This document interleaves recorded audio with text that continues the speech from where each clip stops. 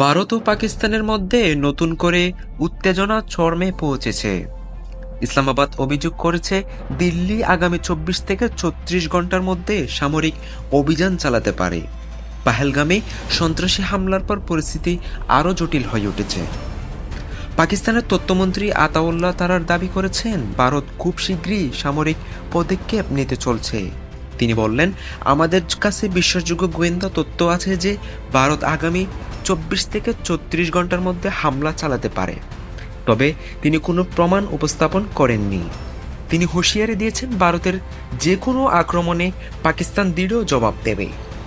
এই উত্তেজনার শুরু পহেলগামে ২৬ জন পর্যটক হত্যার ঘটনায় ভারত এর জন্য পাকিস্তানকে দায়ী করছে। প্রধানমন্ত্রী নরেন্দ্র মোদী বলেছেন, হামলাকারীরা পৃথিবীর যে প্রান্তেই থাকুক তাদের খুঁজে বের করা হবে। পাকিস্তান এই অভিযোগ অস্বীকার করে নিরপেক্ষ তদন্তের প্রস্তাব দিয়েছে। এদিকে যুক্তরাষ্ট্র মার্কিন পররাষ্ট্রমন্ত্রী মার্কো রুবিও দুই দেশের নেতাদের সঙ্গে কথা বলে উত্তেজনা প্রশমনের আহ্বান জানিয়েছেন। চীনের পররাষ্ট্রমন্ত্রী ওয়াং ই সতর্ক করে বলেছেন, ভারত পাকিস্তান সংঘর্ষ আঞ্চলিক নিরাপত্তার জন্য হুমকি।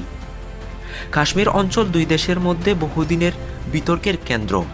৮০ বছরের ইতিহাসে ৩বার এই অঞ্চল নিয়ে যুদ্ধ হয়েছে। উভয় দেশেই এই এলাকাকে নিজেদের দাবি করে থাকে। ভারত পাকিস্তানি নাগরিকদের ভিসা বাতিল করেছে। পাকিস্তান পাল্টা পদক্ষেপ হিসেবে একই কাজ করেছে। দুই দেশেই কূটনীতিক ও নাগরিকদের দেশে ফেরত নিতে বলছে। ভারত ইন্দুস জল চুক্তি স্থগিত করেছে। পাকিস্তান ভারতীয় একটি ড্রোন গুলি করে ভূপাতিত করেছে বলে দাবি করছে।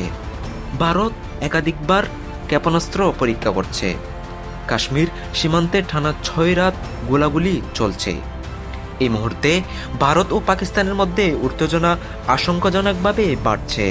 আন্তর্জাতিক সম্প্রদায়ের জন্য এটি একটি গুরুত্বপূর্ণ সময়, কারণ যে কোনো সামান্য ভুল মারাত্মক সংঘর্ষে রূপ নিতে পারে।